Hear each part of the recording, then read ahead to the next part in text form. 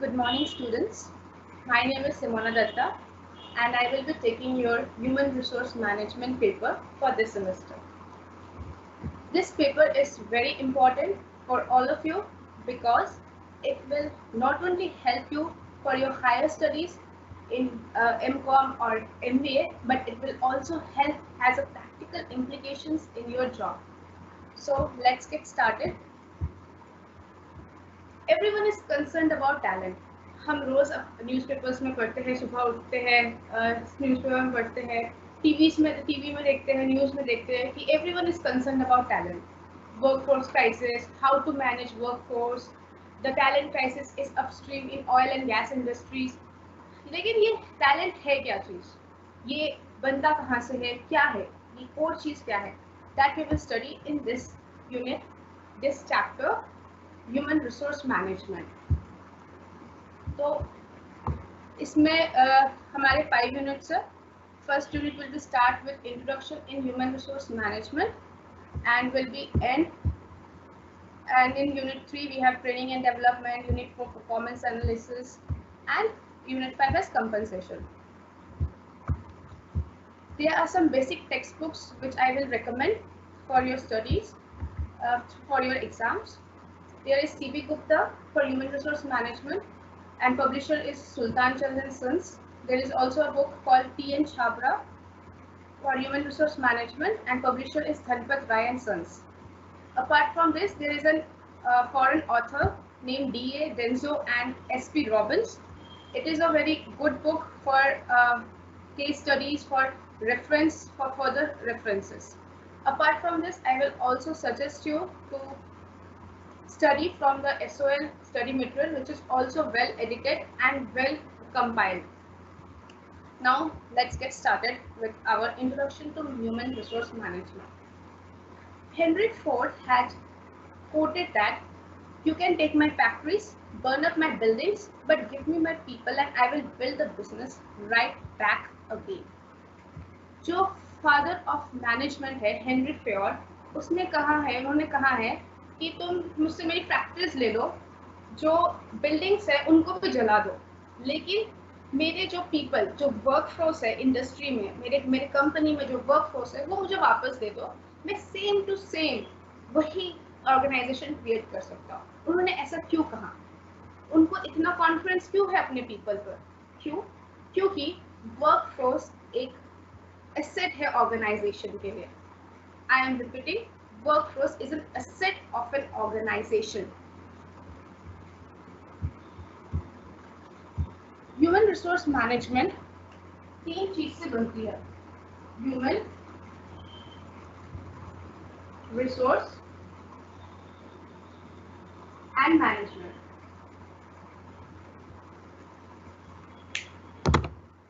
Human मतलब labour, जो कि हम पहले बोलते थे, उसके बाद कहते हैं हम उनको वर्कफोर्स, या हम उनको पर्सनल भी कहते हैं. रिसोर्सेस आप सभी को पता होगा, मनी होता है, टाइम होता है, वैसे ह्यूमन भी एक रिसोर्सेस है.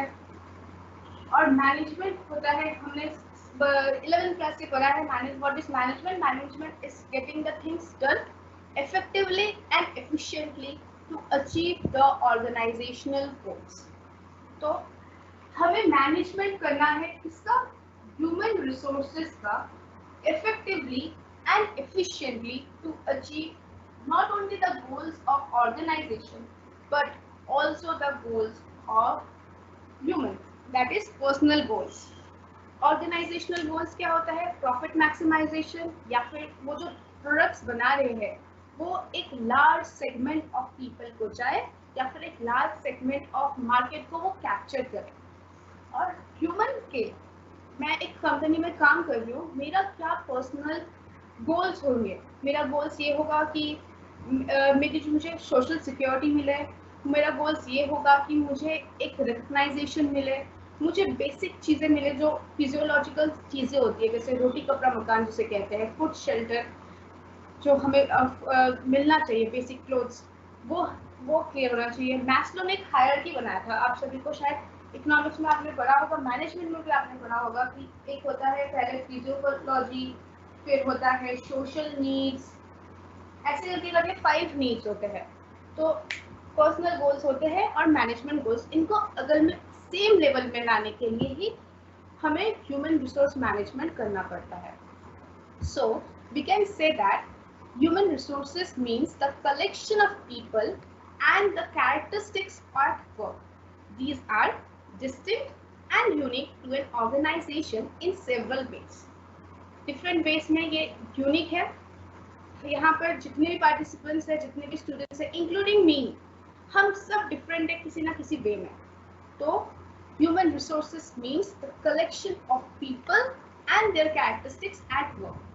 डिफरेंट पर्सनालिटी होती है, different knowledge, different skills, different abilities होती है हर इंसान की। उसको हमारे ऑर्गेनाइजेशन में कौन सा, हमें किसको किस डिपार्टमेंट में फिक्स करना है, कौन से हम किस इंसान से हमें कैसा वर्क निकालना है, यही ह्यूमन रिसोर्स मैनेजमेंट होता है। स्टीव जॉब्स, आप सभी को पता होगा, Steve Jobs is the CEO of Apple. उन्होंने एक बात बहुत अच्छी कही थी कि innovation has nothing to do with how many human resource dollars, research and development dollars you have. When Apple came up with Mac, IBM was spending at least 100 times more on research and development. It is not about money, it's about the people you have, how you have led and how much you get it.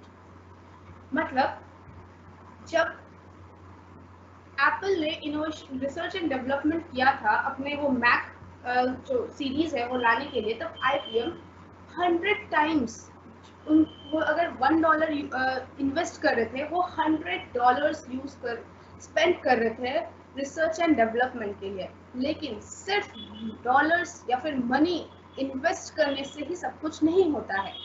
जैसे कि मैंने कहा, सिर्फ money ही invest करना सब कुछ नहीं होता है।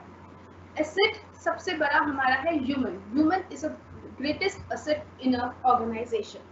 Innovation is nothing to do with money, तुम कितना मनी इन्वेस्ट कर रहे हो, इट्स अबाउट तुमने कैसा वर्क फोर्स रिक्रूट किया है, उनको कैसे तुमने ट्रेनिंग दिया है, डेवलप किया है, तुम उनको कैसे रिटेन कर रहे हो और वो तुम्हें क्या आउटकम दे रहे हो। ऑब्वियस सी बात है, अगर मेरे सारे नीड्स सेटिस्फाई होंगे एज एन एम्प्लॉय, तो मैं ऑब्वियसली 100% अपना आउटकम दूंगी ऑर्गेनाइजेशन को।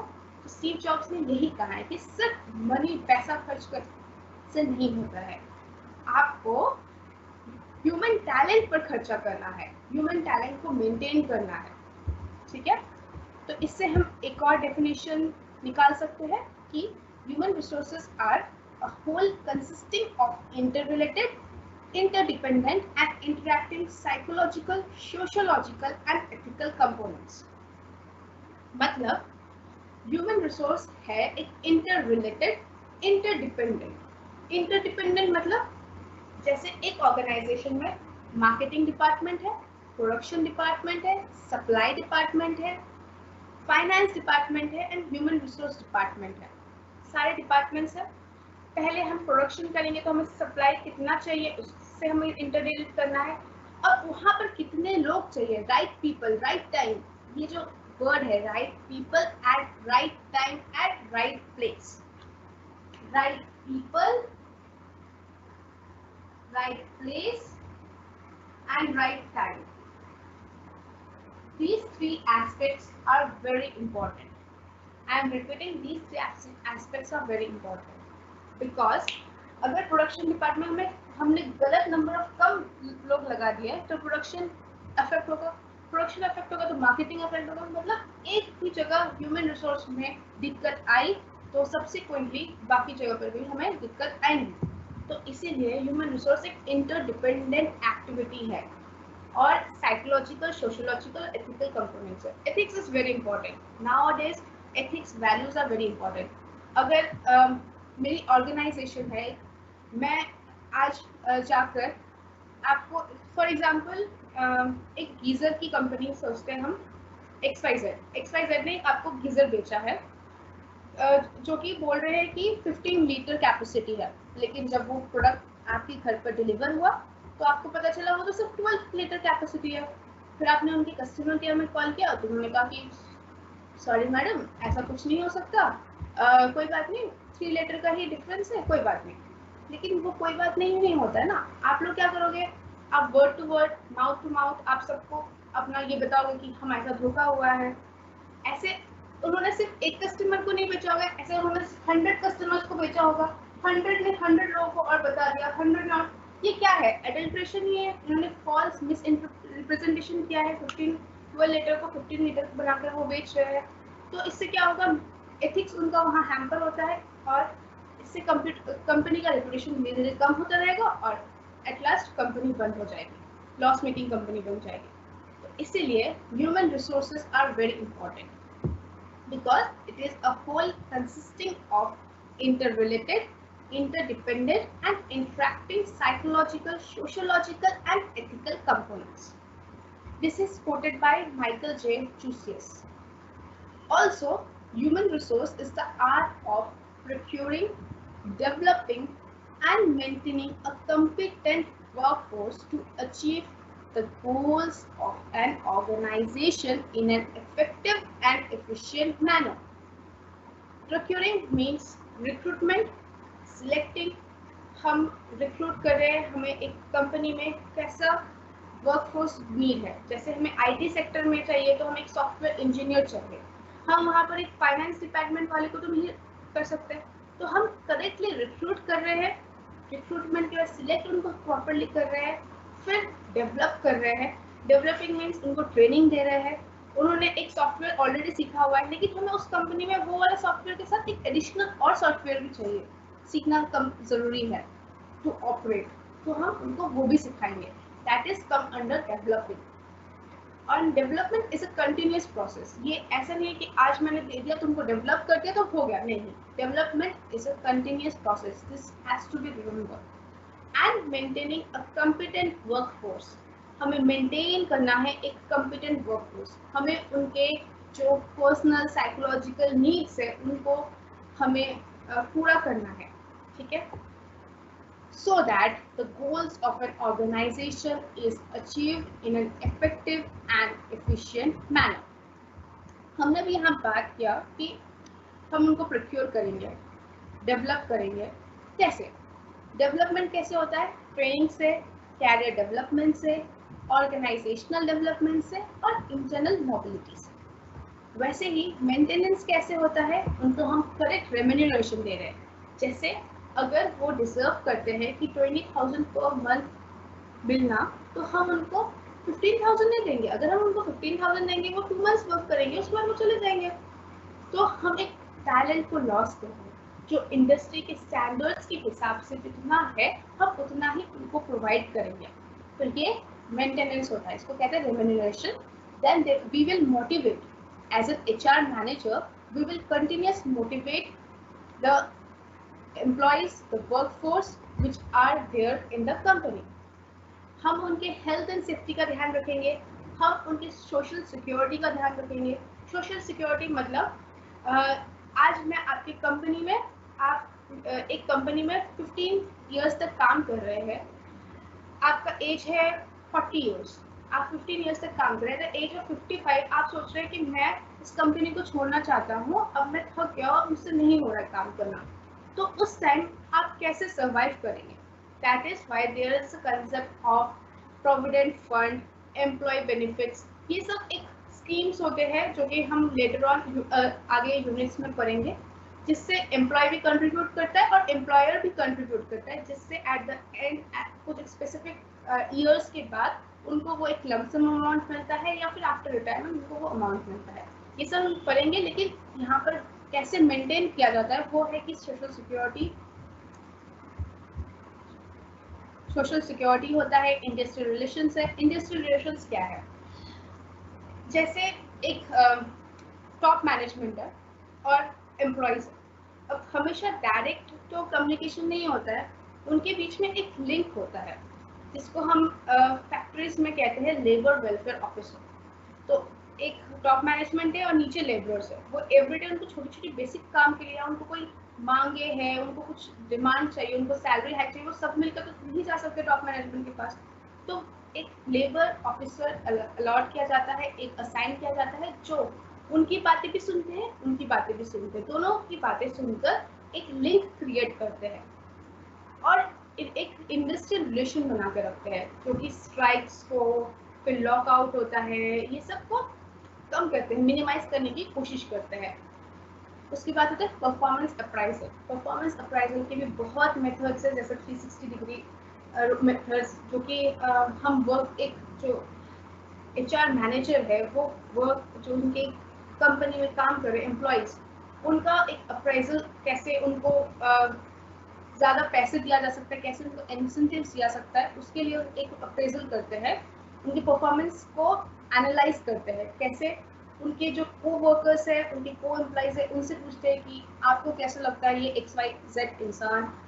फिर टॉप मैनेजमेंट से पूछते हैं कि कैसा लगता है, मतलब वो कैसा वर्क आउटपुट दे रहा है, is it satisfied, it is not satisfied, क्या लेवल है, उसका भी एक हम पूरा एक यूनिट बाद में पढ़ेंगे। अभी एक ब्रीफ इंट्रोडक्शन है कि क्या क्या आता है मेंटेनेंस के अंदर।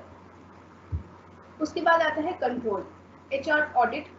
हम HR ऑडिट भी होता है, HR अकाउंटिंग भी होता है, HRIS, that is human resource information system. This is a software, जैसे एक टैली का सॉफ्टवेयर होता है, वैसे एक ह्यूमन रिसोर्स इंफॉर्मेशन सिस्टम एक सॉफ्टवेयर होता है, जिसमें जो एम्प्लॉयज़ कितने हैं, उनका कोड क्या है, उनको कितनी सैलरी मिलनी चाहिए, उन्होंने क्या एक्स्ट्रा आवर्स वर्क किया है, वो सब इस सिस्टम ऑफ सॉफ्टवेयर में ऑटोमेटिक अपडेटेड होता रहता है। And then are benchmarking HR practices, जैसे फैक्ट्रीज एक्ट होती है, वैसे different types of acts are there and different types of benchmarking की कौन से HR प्रैक्टिसेस यूज करने चाहिए एक ऑर्गेनाइजेशन में, ये सब कंट्रोल के अंदर आता है। And then obviously the first and foremost step is acquisition. Acquire हम कैसे करेंगे एक अच्छे टैलेंट को, ह्यूमन रिसोर्स प्लानिंग करेंगे, then recruit, select, then placement and then induction. Placement is जैसे हमने किसी को सिलेक्ट किया है, किसी को रिक्रूट करने के बाद सिलेक्ट किया, उसको हम राइट डिपार्टमेंट में प्लेस कर रहे हैं, उसको कहते हैं प्लेसमेंट। एंड देन उसको इंडक्शन, मतलब एक ब्रीफ देंगे, ट्रेनिंग और डेवलपमेंट देंगे कि इस कंपनी में या इस डिपार्टमेंट में क्या वर्क होता है, आपसे क्या एक्सपेक्टेशंस है और हमें क्या आउटकम चाहिए, इसको कहते हैं induction. Then next we move to nature of human resource management. So organizations are not just building machineries or inventories, they are people. It is the people who staff and manage organization. मैंने पहले कहा था people is the asset of the organization, hence it is the people who staff and manage the organization. Without people there is no organization, it is just like that. And the next point is human resource management involves application of management functions and principles. The functions and principles are applied to acquiring, developing, maintaining, and providing remuneration to employees in organization. Human resource management में management functions का जो management के जो functions है and principles है वो apply करते हैं, उसकी एप्लीकेशन है। क्यों? क्योंकि हम अक्वायर कर रहे हैं, हम उनको सिलेक्ट कर रहे हैं, उनको डेवलप कर रहे हैं, उनको मेंटेन कर रहे हैं, ये सब मैनेजमेंट का ही फंक्शंस है और उसके ही प्रिंसिपल्स अप्लाइड होते हैं ह्यूमन रिसोर्स मैनेजमेंट में। And the next point is decisions related to employees must be integrated. ऐसा नहीं है कि आपने एक ऐसा डिसीजन लिया जो कि दूसरे डिसीजन से कॉन्ट्रडिक्ट कर रहा है। फॉर एग्जांपल, आपने कहा कि जो 1 आवर एक्स्ट्रा काम करेगा उसको हम 700 रुपीज़ पर आवर एक्स्ट्रा देंगे, ठीक है। और आपने एक और डिसीजन निकाला कि क्योंकि वर्क लाइफ बैलेंस बनाना है एम्प्लॉयज़ में, तो इसीलिए जो भी एक्स्ट्रा टाइम वर्क करेगा उसका अमाउंट सब्ट्रैक्ट होगा सैलरी से।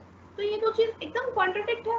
आप एक जगह बोल रहे हैं कि हम आपको एक्स्ट्रा आवर रुकने से हम आपको बोनस देंगे, ऊपर से आप बोल रहे हैं कि आपके पैसे काट लेंगे अगर आपने वर्क लाइफ बैलेंस नहीं दिखाया तो ये एक दूसरे का कॉन्ट्रडिक्शन है। तो तब हम क्या करते हैं, तब ये कॉन्ट्रडिक्शन है, तो इसलिए human resource management decisions should be related and integrated, एक दूसरे के साथ इंटीग्रेशन होना चाहिए। Also, human resource management functions are also applicable to non-business organizations. सिर्फ बिजनेस ऑर्गेनाइजेशन तक रिलेटेड नहीं है, कि नॉन बिजनेस ऑर्गेनाइजेशन में भी ह्यूमन रिसोर्स मैनेजमेंट का एक वाइटल रोल है, very important role. Non business organizations like NGO भी एक उसमें भी एक फाइनेंस डिपार्टमेंट होता है, वहाँ पर भी एक रेवेन्यू एक्सपेंडिचर पीएनएल अकाउंट बनता है, वहाँ पर भी कुछ ना कुछ एक्टिविटीज होती है। तो एक्टिविटीज कैसे होंगी, ह्यूमन से ही होंगी, वर्कफोर्स से ही होंगी। और हेल्थ सेक्टर भी एक नॉन बिजनेस ऑर्गेनाइजेशन है, वहाँ पर भी ऑब्वियसली वर्कफोर्स से ही। वर्कफोर्स कौन है, डॉक्टर्स, नर्सेस, एडमिन्स, सब वहाँ पर ये वर्कफोर्स ही है। तो सिर्फ human resource management business activities से ही रिलेटेड नहीं है, ये it is very vast, it is applicable to non business organizations too. So we can say that human resource management refers to set of programs, functions and activities designed and carried out in order to maximize both employee as well as organizational effectiveness. जैसे कि मैंने पहले ही बोला था, organizational need बहुत है, जैसे profit maximization is the long term goal of an organization. ये हमने क्लास 11 से ही आप सबने पढ़ा होगा कि ऑर्गेनाइजेशन का फर्स्ट एंड सोल मोटिव होता है कि एक लॉन्ग टर्म में कि प्रॉफिट मैक्सिमाइजेशन हो। कोई भी कंपनी नहीं चाहेगी कि उनकी कंपनी में लॉस मेकिंग कंपनी बने। उसके अलावा वो चाहते हैं कि मार्केट को कैप्चर करें। उसके अलावा होता है कि हम कस्टमर्स को सेटिस्फैक्शन दें, कस्टमर हमारे प्रोडक्ट को लेकर सेटिस्फाइड हो। ये सब ऑर्गेनाइजेशन के गोल्स होते हैं। और इंडिविजुअल के नीड्स क्या होते हैं, इंडिविजुअल के गोल्स क्या होते हैं, हमने मैस्लोस नीड्स हायरार्की पढ़ा होगा, आप सबने पढ़ा होगा। उसमें पहला होता है साइकोलॉजिकल नीड्स। साइकोलॉजिकल नीड्स में वही फूड, क्लॉथ्स एंड शेल्टर आता है। देन सिक्योरिटी, हमें एक सिक्योरिटी चाहिए, हमें एक हाउस चाहिए, एक एचआर चाहिए, एचआरए चाहिए, जिसको कहते हैं हाउस रेंट अलाउंस, या फिर एक इधर अलाउंस चाहिए, या फिर हमारे पास कोई घर हो, सिक्योरिटी चाहिए हमें, या फिर जॉब सिक्योरिटी हो। इसके अलावा होता है बिलोंगिंगनेस, एक कंपनी के साथ जिसमें मैं काम कर रही हूँ मुझे अच्छे से ट्रीट किया जाए, ऐसा नहीं कि मुझे बहुत गलत तरीके से ट्रीट किया जा रहा है तो फिर मैं उस कंपनी में क्यों सस्टेन करूँगी, मैं उस कंपनी में क्यों रहूँगी। उसके बाद आता है सेल्फ रेस्पेक्ट। सबका एक सेल्फ रेस्पेक्ट होता है, उसके बिना कोई ह्यूमन बीइंग कंप्लीट नहीं होता है। तो self respect is very important and every workforce will want that they should have a self-respect and their self-respect need of in the Maslow's hierarchy should be fulfilled. And then comes self-actualization. Self-actualization मतलब मैं इस company से belong करता हूँ, मैं इस company के लिए आउटकम दूंगा, मैं इस कंपनी का हूँ तो इसलिए मैं अपना 100% बेस्ट दूंगा। ये होता है ये इंडिविजुअल्स के गोल्स। तो ह्यूमन रिसोर्स मैनेजमेंट क्या करते हैं, इन दोनों गोल्स को कोऑर्डिनेट करते हैं, कोऑर्डिनेट करके उसके set of programmes, functions and activities design करते हैं।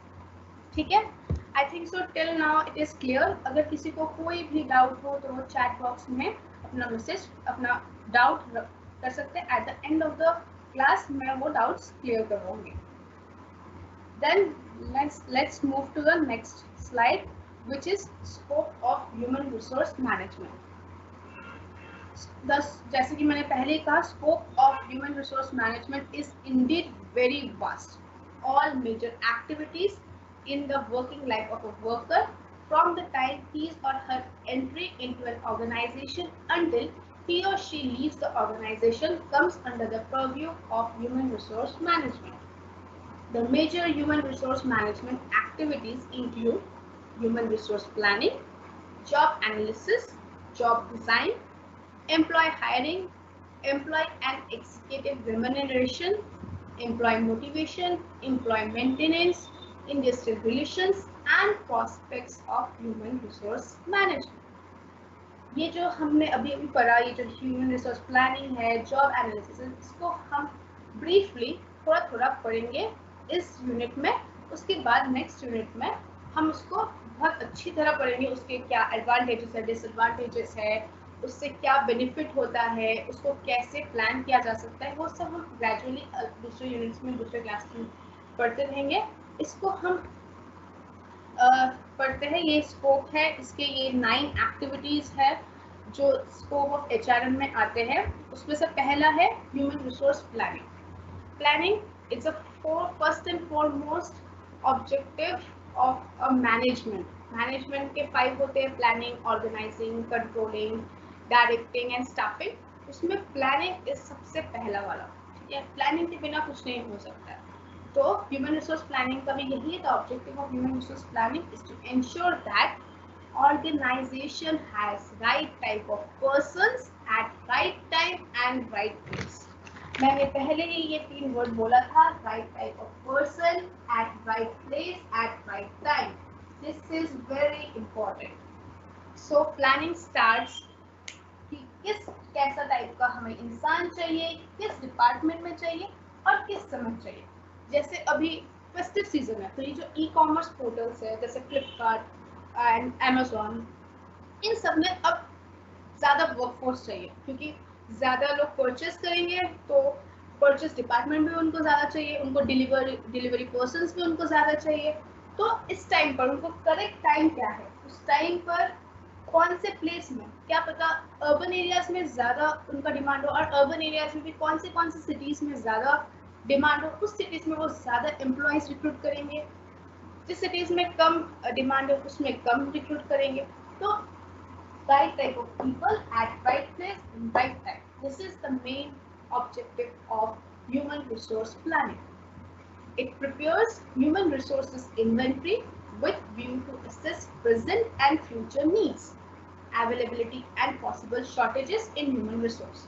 जैसे कि मैंने कहा, availability अभी किस डिपार्टमेंट में अवेलेबिलिटी चाहिए, किस में शॉर्टेज हो सकता है, प्रेजेंट और फ्यूचर नीड्स देखकर ये ह्यूमन रिसोर्स प्लानिंग किया जाता है।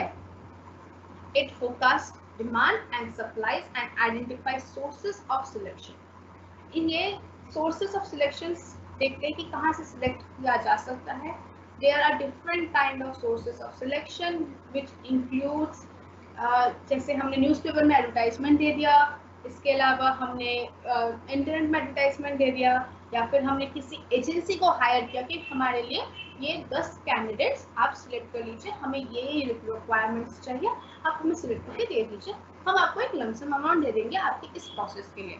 ये भी कर सकते हैं। ऐसे डिफरेंट टाइप ऑफ सोर्सेज होते हैं सिलेक्शन के, तो वो भी आइडेंटिफाई करना है कि हम कौन से सोर्स से हम रिक्रूटमेंट करेंगे, सिलेक्ट करेंगे। ये एक इम्पॉर्टेंट एस्पेक्ट है ह्यूमन रिसोर्स प्लानिंग का। HR planning develops strategies both long term and short term to meet the manpower requirement.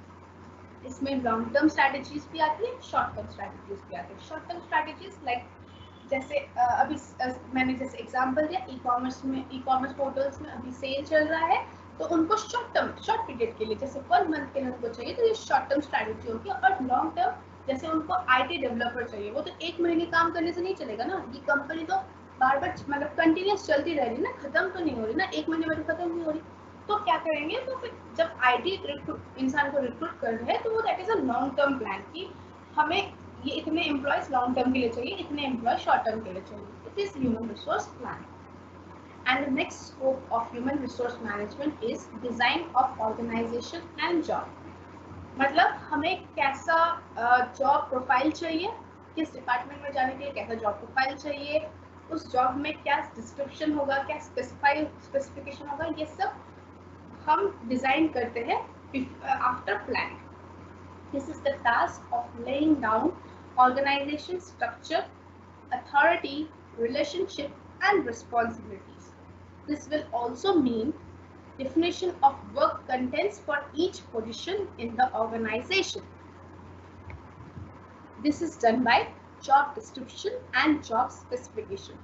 Please note down the word job description and job specification. That is very important for your exam point of view. Job description मतलब कैसा job चाहिए हमें, कैसा personality चाहिए, मतलब कैसा इंसान चाहिए जिसमें कैसा नॉलेज हो, स्किल्स हो, एबिलिटीज हो एक ऑर्गेनाइजेशन में सस्टेन करने के लिए, उसको जॉब डिस्क्रिप्शन कहते हैं. And job specification identifies the attributes of person who will be most suitable for each job which is defined by job description.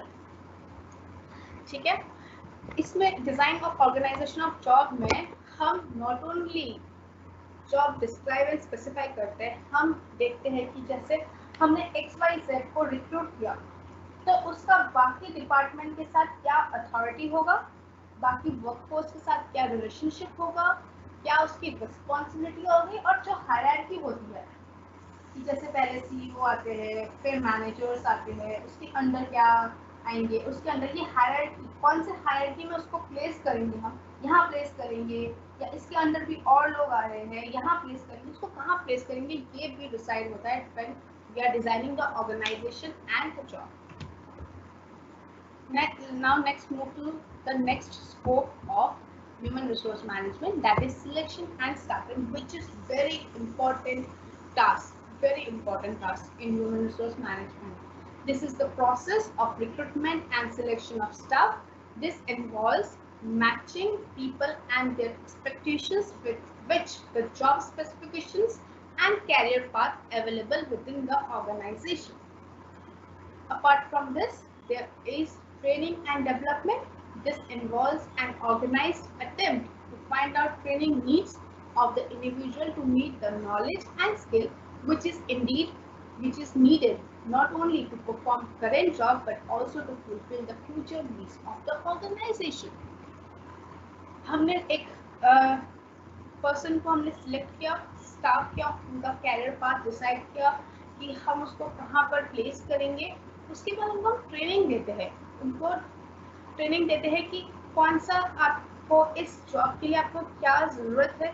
जैसे हमने एक टेलीकॉलर को हायर किया, टेलीकॉलर एक जॉब डिस्क्रिप्शन है, हमें उसमें एक इंसान को चाहिए, तो हमने उसको रिक्रूट किया.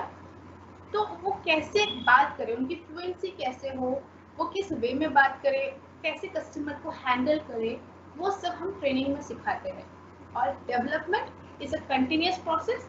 ग्रेजुअली बहुत सारे मेथड्स होते हैं डेवलपमेंट के, उससे हम एक पर्सन को, एक वर्कफोर्स को डेवलप करते हैं धीरे धीरे. इट इज अ कंटिन्यूअस, ये कभी सडनली एक फिक्स पॉइंट ऑफ टाइम पर नहीं हो सकता. ट्रेनिंग एक फिक्स्ड है कि 2 मंथ्स का हो गया, 1 मंथ का हो गया, 2 वीक्स का हो गया, 1 ईयर का हो गया. लेकिन development is not a time specific thing, ये एक कंटिन्यूअस प्रोसेस है. Then comes organizational development. This is an important aspect where synergistic effect is generated in an organization, that is healthy interpersonal and intergroup relation within the organization. सिर्फ मैं अच्छा हूँ, मैं अच्छी हूँ, मैं काम करना आता है, मुझे आउटपुट देना आता है, तो मैंने काम किया, मैंने अपना 100% दिया ऑर्गेनाइजेशन को और मैं चली गई घर, और फिर वापस आई नेक्स्ट डे, फिर काम किया, फिर चली गई. That is not what an organization requires. An organization requires कि आपका रिलेशनशिप क्या है आपके सीनियर के साथ, जूनियर के साथ, पीयर्स के साथ, सबके साथ आपका क्या रिलेशनशिप है. आप सिर्फ नॉट ओनली आप आउटपुट दे रहे हो, लेकिन आप एक अच्छा बिहेवियर रखते हो, आपके मॉरल्स, एथिक्स, वैल्यूज बहुत अच्छे हैं, आप रीड करना जानते हो, ये सब बहुत डिफरेंट एस्पेक्ट्स होते हैं, वो भी मैटर करते हैं. ये सब अगर एक इंसान होता है, वर्कफोर्स में होता है, तो it creates a healthy interpersonal and intergroup relationship within the organization. Next move to our next slide, which is another point for scope of human resource management, that is compensation and benefits. सिर्फ एक employ को हमने select कर दिया, recruit कर दिया, उनको training development देने से नहीं चलता है. उनको कंपनसेट करना पड़ता है, उनको सैलरी देना पड़ता है, उनको वेजेस देना पड़ता है, उसके साथ साथ उनको डिफरेंट अदर बेनिफिट्स भी देना पड़ता है. जैसे इंसेंटिव्स होते हैं, monetary and non monetary incentives.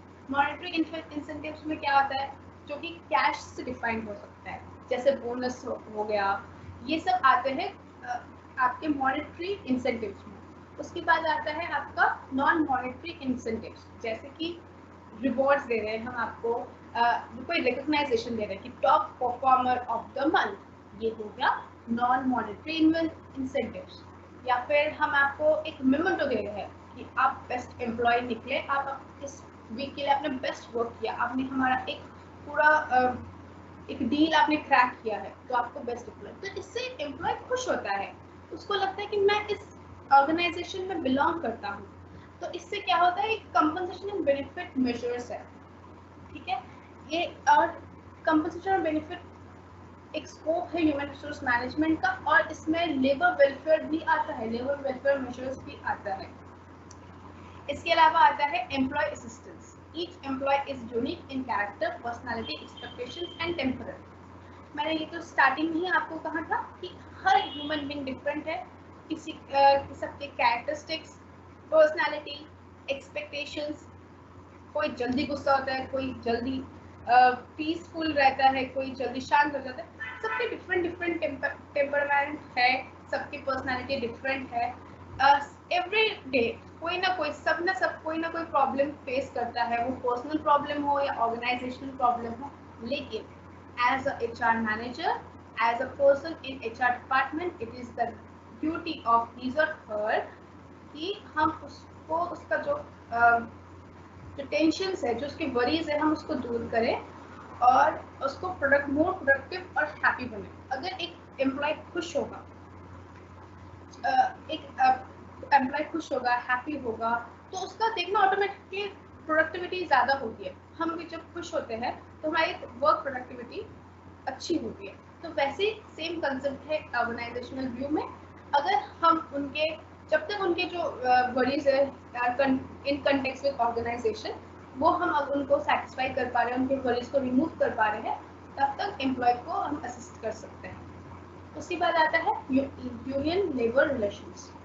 Healthy industrial and labor relations are very important for enhancing peace and productivity in an organization.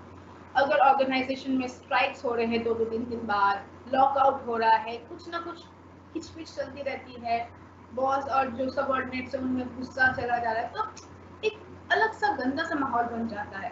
तो उससे एक पीस नहीं मिलता है। एक वर्किंग एनवायरनमेंट वैसा होता है, पीसफुल होगा, तो ऑटोमेटिकली प्रोडक्टिविटी ज़्यादा हो जाती है। उसके बाद आता है हमारा next point, that is personal research and information system.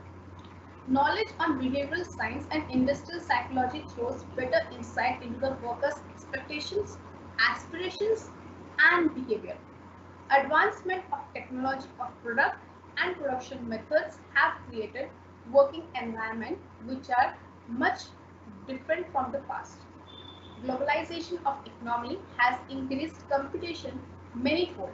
Thus, continuous research in HR areas is an unavoidable requirement. It must also take special care for improving exchange of information through effective communication systems on continuous basis, especially on morale and motivation. हमें employ को continuous moral और motivate करते रहना चाहिए, उनका moral high करते रहना चाहिए। ड्यू टू ग्लोबलाइजेशन, लिबरलाइजेशन, एक अलग सा कंपटीशन इंक्रीज हो चुका है। अभी FDI भी आ रहे हैं, एक वॉलमार्ट भी हमारा लेने की कोशिश कर रहा है, मार्केट को कैप्चर करने की कोशिश कर रहा है। एक हाई लेवल का कंपटीशन इंक्रीज हो चुका है। तो इस टाइम पर एक HR पर रिसर्च, कंटिन्यूस रिसर्च करना भी जरूरी है। जैसे न्यू टॉपिक्स इवॉल्व हो रहे हैं, जैसे green human resource marketing, workforce diversity, organizational development, strategic human resource management, ये न्यू कंसेप्ट डेवलप हो रहे हैं, इन पर रिसर्च चल रही है। ये सब कंटिन्यूस रिसर्च करते रहना पड़ेगा to advancement our asset, that is human asset, human resource. उसको हमें एडवांस करने के लिए, उनको एनहांस करने के लिए हमें इन सब एस्पेक्ट्स पर भी रिसर्च करते रहना पड़ेगा। And there is a difference between HRM and personal management. HRM is proactive in nature while personal management is reactive. पहले हम उसको पर्सनल मैनेजमेंट कहते थे, हम उसका इवैल्यूएशन सब पढ़ेंगे, हम नेक्स्ट क्लास में पढ़ेंगे। इवेल्यूट कैसे हुआ HRM? पहले हम उसको लेबर वेलफेयर ऑफिसर कहते थे, फिर पर्सनल मैनेजमेंट, फिर ह्यूमन रिसोर्स मैनेजमेंट। क्यों कहते थे वो हम तब पढ़ेंगे। आज हम पढ़ रहे हैं difference between HRM and personal management. HRM is proactive in nature while personal management is reactive. HRM is resource centered activity whereas personal management is employee centered activity. Human resource management जो है वो resource centred है कि हमारा available resource क्या है उस पर सेंटर्ड एक्टिविटी है, लेकिन पर्सनल मैनेजमेंट कहते हैं सिर्फ एम्प्लॉय सेंटर कि बस एम्प्लॉय से ही लेना देना, सिलेक्ट कर लिया, रिक्रूट कर लिया, बेनिफिट्स दे दिया, बस। Human resource management is a wider concept, बहुत बड़ा कंसेप्ट है, उसके अंदर बहुत सारे चीज़ें आते हैं, बहुत सारे एस्पेक्ट्स आते हैं, वो ज़्यादा फ्लेक्सिबल है, ओपन एंडेड कॉन्ट्रैक्ट्स है। लेकिन जो पर्सनल मैनेजमेंट है वो थोड़ा नैरो कंसेप्ट है, उसमें strict observation of defined rules, procedures and contracts होते हैं। Human resource management views better performance as a cause of job satisfaction, whereas personal management considers job satisfaction as a source of better performance. ठीक है, एक और point है, human resource management seeks to develop the competency of employees on a sustained basis, while personal management is a regular status based administrative function. Human resource management एक develop करती है competencies को, जो एक वर्कफोर्स की competencies है उसको through out develop करने की कोशिश करती है कि वो हमारे कंपनी में रिटेन करें। While personal management is regular, ठीक है चल रहा है, एडमिनिस्ट्रेटिव फंक्शन है कि हमने सिलेक्ट किया, रिक्रूट किया, हमने उसको पैसे दे दिए, वैसा है, उसमें कोई डेवलपमेंट वाला कंसेप्ट नहीं आता है पर्सनल मैनेजमेंट। तो हम ये सब अब बाकी जो भी है हम नेक्स्ट क्लास में करेंगे।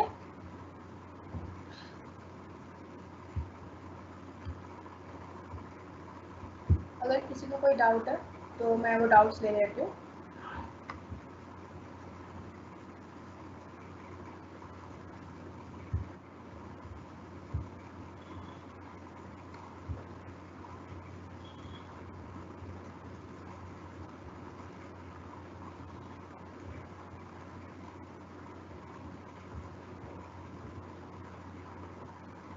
नोट्स आपको मिल जाएंगे वेबसाइट पर, अवेलेबल है बुक्स, आप थोड़ा सर्च कीजिएगा, मुझे भी दिखा था कल, वेबसाइट पर बुक्स अवेलेबल है।